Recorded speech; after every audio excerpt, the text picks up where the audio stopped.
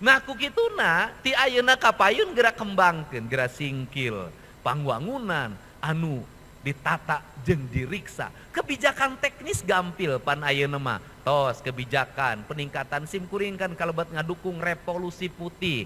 Revolusi putih teh naon? Barudak sakola kudu nginum susu. Susu nu alus nu mana? Susu nu alus lain nu kemasan, susu murni. Lamun susu nu alus lain kemasan susu murni, saha nu boga susu? Da kuring mah geus teu boga susu.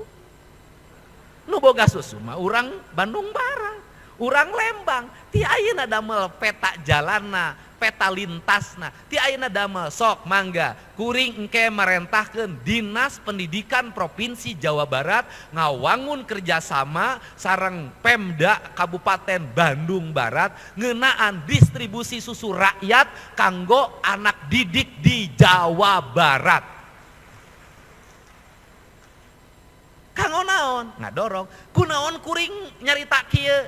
Sabab barudak urang ayeuna budak TK, budak SD nginumna air kemasan.